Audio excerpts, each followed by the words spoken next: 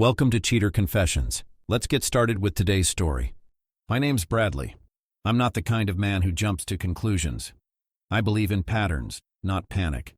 That mindset served me well in business, and for a while, in marriage too. Megan and I had been married for 6 years. We were one of those couples people described as solid, not overly affectionate but reliable. We didn't post about each other online. We didn't need to. We had our routines, our mutual respect, or so I thought. It was a Thursday night when I felt the first crack, though I didn't recognize it as one yet. Megan had said she'd be home by 8. I made dinner, waited. 8 turned into 9, then 10. When she finally came through the door at 10:42, she looked scattered. Not drunk, just thrown off. "Work ran long," she said, tossing her heels by the door. "New campaign. Everyone's pulling double shifts." "You didn't text," I said, not accusing, just stating. She glanced up from unbuckling her bag. "My phone died." I nodded. I wanted to believe that. So I did. But the second thing I noticed? She was wearing perfume she hadn't touched in months. The citrusy one. The one she used to say was too young and flirty for the office. She noticed me noticing. "I didn't realize I grabbed that one this morning." I didn't press. That's not my style.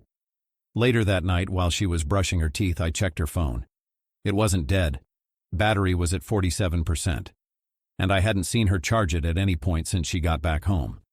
Still, I put the phone back. No proof, just a feeling. But that feeling stuck. That was the start. Not an affair, not a lie, just a shift. And when something shifts in a marriage, if you're paying attention, you know. I was paying attention now. The next week, Megan started talking about someone new at her office. George. "George is from the LA office," she said one night while she was tossing salad at the counter.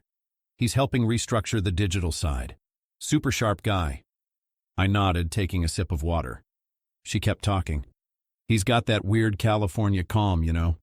Like nothing rattles him. People here could learn a thing or two from him." Her tone wasn't flirty. It was subtle, polished. The kind of tone you use when you don't want to sound too interested. But you are. "George," I said. "Is he your boss?" "Not exactly. More like a consultant. We're working closely, though." The words hung in the air. I didn't respond. Just chewed, swallowed, waited. Later that night, she was on the couch laughing at something on her phone. I glanced up from my laptop. "What's funny?" I asked. She flipped the screen over, face down on the cushion. "Oh, nothing. Just a meme. Work stuff." I nodded again. See, I'm not the yelling type. I'm the collecting type. I watch, I listen, and I wait for patterns. By the end of that week, she had said George's name 6 more times. Always casually. Always with that slight smile. One night she came home late again. Said she'd been reviewing decks with George. She didn't say where. She didn't say why it took 4 hours. I asked no questions. But I noticed her blouse was buttoned wrong. One off, like it had been redone in a rush. And the kicker? She was wearing earrings she hadn't worn since our anniversary 2 years ago. The pearl ones. The ones she called her date night pair. That's when I started thinking in terms of math, not marriage. People lie. Patterns don't. I needed more than gut feelings. I needed proof. So I started planning. I didn't hire a private investigator. I'm not that dramatic. But I did start keeping a quiet log. Dates, times, excuses, outfits, patterns. On Monday, Megan said she had a strategy dinner with upper management. I checked her calendar on our shared tablet. No such meeting listed. On Tuesday, I called her office at 7:15 p.m. just to check. A junior analyst named Ellie answered. I asked if Megan was still in. "Oh no," Ellie said. "She left a while ago. Said she had dinner plans." Interesting. That Wednesday, I left work early. Told my assistant to reschedule my afternoon. At 5:50 p.m., I parked across the street from Megan's building. I watched as she came out 10 minutes later, dressed in a black coat I hadn't seen in years, tight jeans, lipstick darker than usual. She looked good. Too good for casual Wednesday. Then a man stepped out behind her. Tall, trim, a little too polished. Tan like he didn't live here. Probably George. He leaned in close as they walked toward the corner. She laughed at something he said, hand on his arm. I didn't follow them. Didn't need to. I had what I came for. Confirmation. That night I didn't say a word. She came home at midnight, claimed the team went for drinks, then moved to someone's apartment to continue brainstorming. I just nodded. Didn't flinch. Oh, she added, almost as an afterthought. You know George? He's probably moving back to LA in a few weeks. I looked at her calmly. Is that so? She shrugged. Yeah, nothing certain yet. I went to bed early that night. Didn't touch her. Didn't argue. I just stared at the ceiling and made a decision. I wasn't going to fight for someone already walking out the door, but I was going to control how it ended. The next morning I made pancakes. That wasn't normal for me. Megan raised an eyebrow when she walked into the kitchen. Pancakes? What's the occasion? No occasion, I said. Just felt like being good to my wife. She smiled. A little cautious, a little guilty. I could see it. She thought maybe she was getting away with it. That maybe I'd grown distant. And this was me coming back. Good. Let her think that. That Friday I suggested we go out. Just the two of us. No phones, no distractions. We haven't really talked in a while, I said. Megan agreed almost too quickly. Guilt makes people compliant. We went to a place in Midtown. Not fancy, just quiet. Low lighting. Space to talk. She looked good. I told her that. You look beautiful tonight. She gave me a soft smile. Thanks. You look handsome too. I let the first half of dinner play out normal. Small talk. Work. Vacations we should take but wouldn't. Then, over dessert, I shifted the tone. You ever think about how couples fall apart? She blinked. What do you mean? I mean, it doesn't happen all at once. Not usually. It's subtle. First, the late nights. Then the lies. Then the hand on someone else's arm. Her spoon froze halfway to her mouth. She set it down. Bradley, what are you saying? I'm saying, I leaned in. I saw you with George Wednesday evening. I was parked across the street. I watched you laugh like you forgot I existed. Her face turned pale. You followed me? No, I observed. There's a difference. She didn't deny it. That was the most honest thing she'd done in weeks. Bradley, she started, but I cut her off. I'm not asking for explanations. I'm asking one question. I looked her dead in the eye. Are you in or out? Her lips parted. No sound. No answer. That told me everything. Megan didn't speak right away. She just sat there staring at her hands. She rubbed the tip of her thumb like there was something on it. There wasn't. Just nerves. Finally, she looked up. I didn't sleep with him, she said. I didn't blink. Didn't ask. It's not like that, she added too quickly. Megan, I said calmly, don't sell me a version you can live with. I want the truth. She leaned back. The calm she wore to work was gone now. This was the real version. Stripped, raw, uncertain. I didn't mean for it to go anywhere, she said. But it did. I started looking forward to seeing him, laughing again, feeling noticed. I didn't want to hurt you. You just wanted something extra, I said. On the side. Her jaw tightened. That's not fair. No, I said. What's not fair is watching your wife slip away piece by piece while pretending everything's normal. She didn't argue. Then she said it, the thing that would end everything. I think I need space. A weekend. Just time to clear my head. I tilted my head. A weekend with him? She hesitated, then, yes. I sat with that, not angry, just still. I'm not asking for your permission, she added softly. I'm asking for your understanding. I just need to know if this is something real or just an itch, I said. She flinched. Bradley, please, just a few days, that's all I'm asking. I finished my drink, set the glass down. You want 3 days, I said, to step out of our marriage and see if someone else feels better. I'm asking for honesty, she whispered. No, I said. You're asking for an exit without guilt. I left the check on the table and stood up.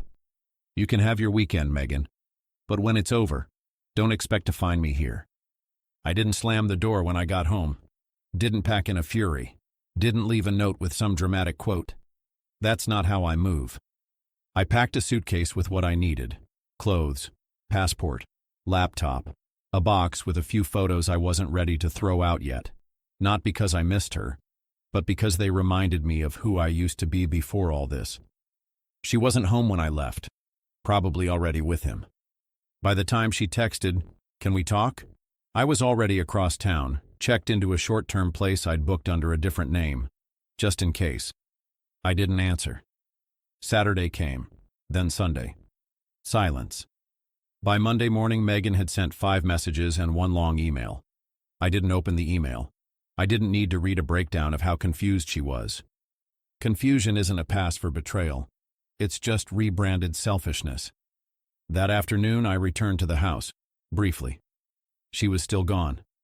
I walked through each room with precision, grabbed a few last things, some shoes, a spare charger, a jacket I actually liked, took the watch she gave me our 2nd year of marriage, left the wedding band behind.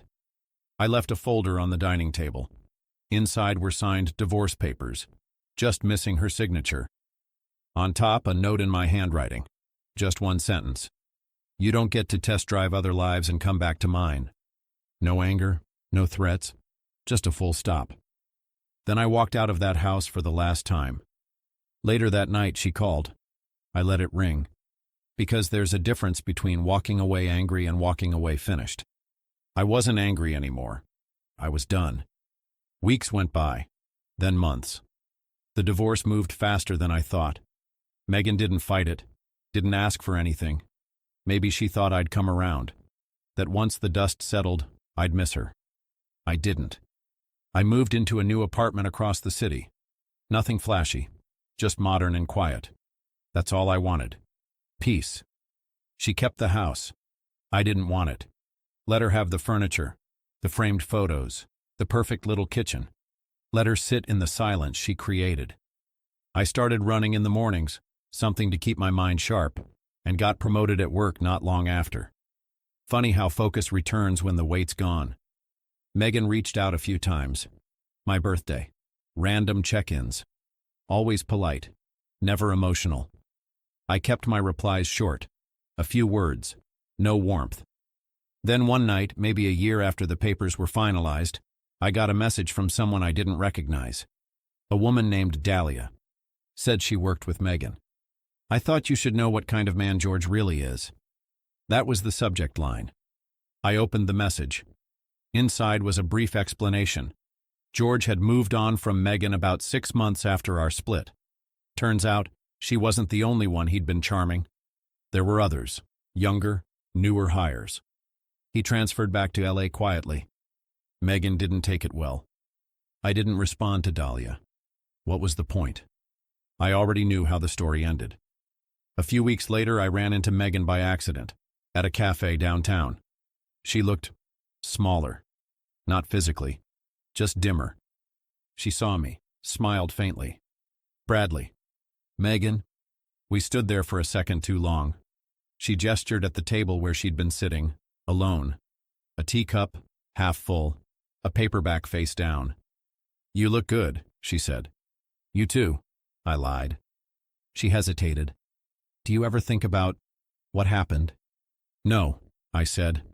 "I lived it. That was enough." And with that, I nodded once and walked out. I didn't look back. I didn't need to. She knew. It's been 3 years since I walked out of that house. People ask sometimes, friends, colleagues, if I'd ever consider getting married again. I always say the same thing. Maybe. But only if she adds peace, not noise. It's not about fear. It's about clarity. I know what I bring to the table now. I won't negotiate with someone still trying to decide if I'm enough. I see Megan around every now and then. We move in similar circles. She always smiles politely, like we're old classmates. And I smile back. No bitterness. No weight. Just history. She remarried once briefly. It didn't last. Word is he traveled a lot. She suspected something, snooped, found confirmation, and he walked out without a word. the same way I had. Karma doesn't always come loud. Sometimes it's just a mirror. I've been seeing someone lately. Her name's Sarah. She's not flashy, doesn't talk in riddles, doesn't play games. We take long walks, talk about real things. We laugh a lot. I don't feel like I'm chasing her attention. It feels clean. A few weeks ago, I was digging through old files on my laptop when I found the drive with our photos. Me and Megan. We were smiling, younger, and stupidly confident. I didn't feel sad. I felt grateful. Because when someone shows you they're willing to risk everything you built for something temporary, they're giving you the greatest gift in the world. Freedom. I don't need revenge. I don't need her to regret it for the rest of her life. I just needed to know. And once I knew, I moved on. That's the part people forget. You don't win by staying and begging someone to choose you. You win by walking away when they don't, and staying gone. Thank you for watching.